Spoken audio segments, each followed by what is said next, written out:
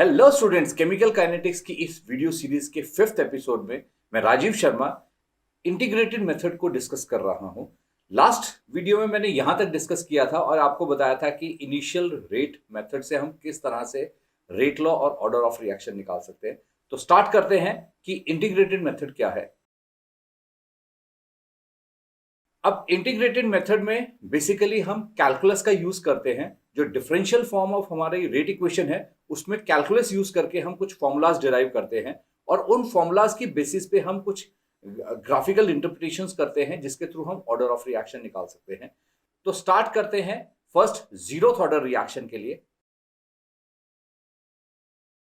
तो मैं एक रिएक्शन कंसिडर कर रहा हूं जिसमें मैंने लिया ए इज गिविंग प्रोडक्ट्स। अब टाइम जीरो टाइम पे हम मैं कह रहा हूं कि इनिशियल कंसेंट्रेशन जो है वो ए है और कुछ देर रिएक्शन होने के बाद से time T reaction T seconds या टी मिनट्स रिएक्शन होने के बाद अब क्या है कि जो कंसेंट्रेशन प्रोडक्ट्स की आ गई वो एक्स आ गई, तो हम जो इनिशियल कंसेंट्रेशन है उसमें से एक्स माइनस कर देंगे, तो that is the concentration of reactants at the given time T.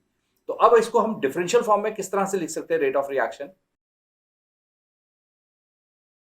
अब यदि डिफरेंशियल फॉर्म में जब हम इसे लिखेंगे तो ये हो जाएगा कि minus change in concentration of reactant divided by time या plus change in concentration of products divided by time, और उसको मैं ऐसे लिख सकता हूं is equal to law of mass action के हिसाब से k into concentration of A raise to power zero. क्योंकि मैं यहाँ जीरोथ ऑर्डर ले रहा हूं इसलिए मैं कंसेंट्रेशन की पावर जीरो कर रहा हूं।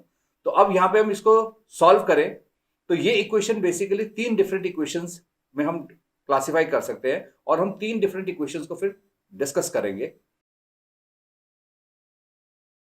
तो अब हमारे पास ये तीन इक्वेशंस आ गई जिसमें फर्स्ट है रिएक्टेंट की जो कंसेंट्रेशन डिक्रीज हो रही है या डिफरेंशियल फॉर्म जो हमने रिएक्टेंट्स का बनाया है वो के इक्वल है, वैसे प्रोडक्ट्स भी के इक्वल हो रहे हैं। थर्ड रेट ऑफ रिएक्शन के इक्वल हो रहा है। तो वन बाय वन अब मैं इसको डिस्कस करता हूं।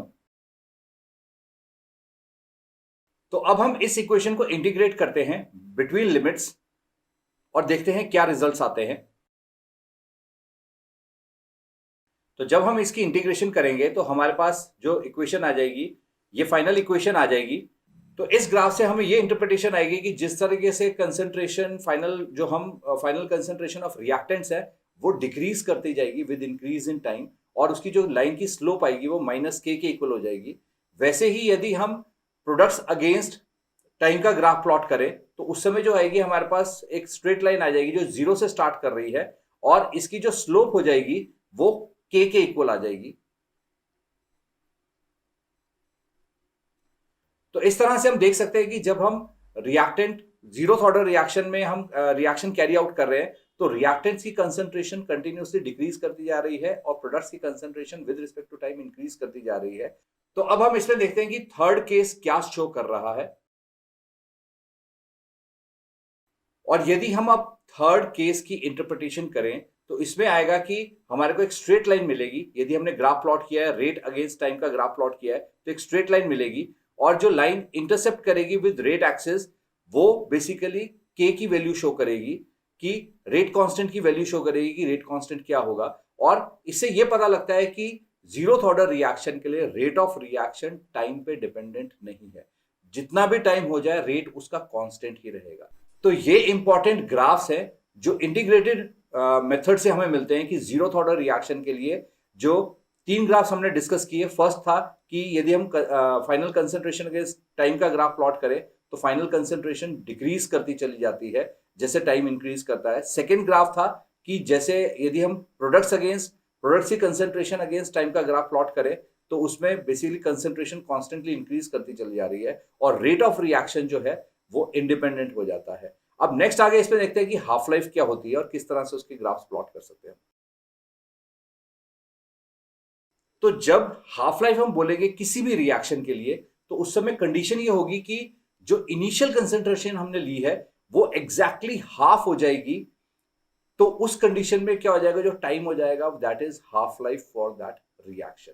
तो अब हम इसमें देखें कि किस तरह से इसको हम सॉल्व कर सकते हैं। तो यदि अब हम हाफ लाइफ में देखें तो हाफ लाइफ में हमारे पास टी हाफ की इक्वेशन आ जाएगी, इट इज 1/2k इंटू ए। तो अब यदि हम इसका ग्राफ प्लॉट करें कि टी हाफ अगेंस्ट ए का ग्राफ प्लॉट करें तो जो स्लोप आएगी वो बेसिकली लाइन 0 से क्रॉस करेगी, स्ट्रेट लाइन होगी और उसकी जो स्लोप हो जाएगी 1/2k आ जाएगी। और यदि हम नेचुरल लॉगरिथम इस इक्वेशन में अप्लाई कर दें और उसके बाद उसको ग्राफ प्लॉट करें, तो जो होगा कि लाइन जो होगी अब 45 डिग्रीज का एंगल बनाएगी और जहां पे ये इंटरसेप्ट कर रही होगी वो basically 1/2k log of 1/2k की वैल्यू आ जाएगी। तो इस तरह से बेसिकली इसके जीरोथ ऑर्डर रिएक्शंस के ग्राफ हो जाएंगे। तो नेक्स्ट आगे हम देखते हैं फर्स्ट ऑर्डर रिएक्शन में किस तरह से इंटीग्रेटेड मेथड यूज होता है। अब फर्स्ट ऑर्डर रिएक्शन में ये हो जाएगा कि जो कंसंट्रेशन है, एक कंसंट्रेशन उसमें पार्टिसिपेट करेगी। देखते हैं किस तरह से हम उसका फॉर्मूला डिराइव करेंगे। तो अब हम इसकी रेट इक्वेशन इस तरह से लिख सकते हैं।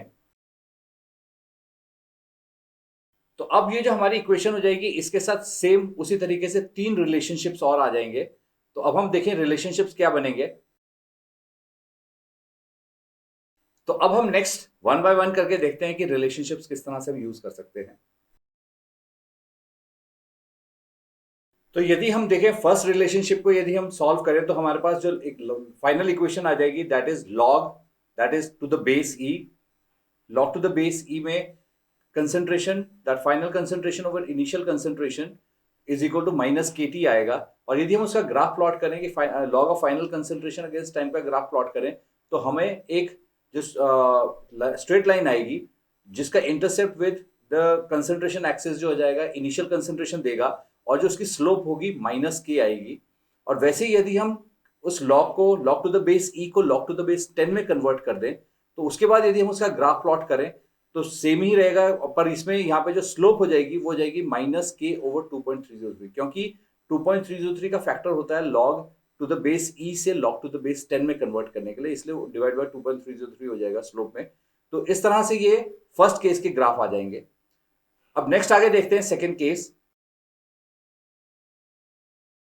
तो इसमें यदि हम देखें कि जिस तरह से हम रेट अगेंस्ट टाइम का ग्राफ प्लॉट करते हैं तो जैसे जैसे टाइम इंक्रीज करेगा रेट ऑफ रिएक्शन डिक्रीज करता जाएगा, क्योंकि कंसंट्रेशन एक ही इनिशियल कंसंट्रेशन डिक्रीज करती जा रही है, इसीलिए रेट ऑफ रिएक्शन भी डिक्रीज करता जाएगा। तो जब हम इसको प्रोडक्ट्स के हिसाब से ग्राफ प्लॉट करें तो जैसे जैसे रिएक्ट टाइम इंक्रीज करेगा कंसंट्रेशन ऑफ प्रोडक्ट्स डिक्रीज कर देगा। और यहाँ पे होगा ये कि एक सिचुएशन ऐसी क्रिएट होगी जहां पे basically rate of forward reaction would be equal to rate of backward reaction, और उस पोजीशन को हम कहेंगे इक्विलिब्रियम पोजीशन।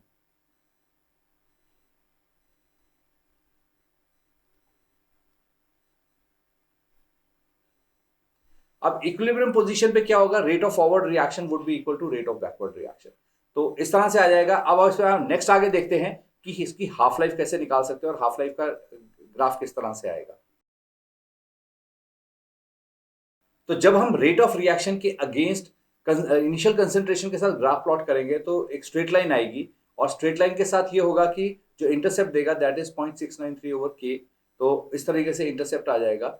तो हम इस तरह से बता सकते हैं कि फर्स्ट ऑर्डर रिएक्शन में rate of reaction remains constant half life के अगेंस्ट यदि हम ग्राफ प्लॉट कर रहे हैं। तो इस तरह से हम बेसिकली फर्स्ट ऑर्डर और जीरो ऑर्डर के रिएक्शन के इंटीग्रेटेड मेथड से डिफरेंट इक्वेशंस डिराइव करते हैं और उन इक्वेशंस के हिसाब से हम बेसिकली ग्राफ्स के ऊपर इंटरप्रिटेशन कर सकते हैं कि रिएक्शन किस तरह से प्रोसीड कर रहा है, कौन सा ऑर्डर फॉलो कर रहा है। कहीं आप मेरे चैनल पे फर्स्ट टाइम तो नहीं विजिट कर रहे? यदि फर्स्ट टाइम विजिट कर रहे हैं तो मेरे इस चैनल को सब्सक्राइब करो और सब्सक्राइब करते हुए ध्यान रखो कि आपने बेल आइकन भी प्रेस करना है और उसमें नोटिफिकेशंस में ऑल नोटिफिकेशंस को टिक करना है। आप यदि 11th और 12th के स्टूडेंट हैं और मॉक टेस्ट ढूंढ रहे हैं, असाइनमेंट्स ढूंढ रहे हैं, प्रैक्टिस टेस्ट ढूंढ रहे हैं या नोट्स ढूंढ रहे हैं, तो इस समय जो लिंक डिस्प्ले हो रहा है आप उस लिंक को फॉलो कर सकते हैं और वहां पे आपको ये सारा मटेरियल फ्री ऑफ कॉस्ट मिलेगा। And don't forget to comment in the comment section below. Thanks for watching this video.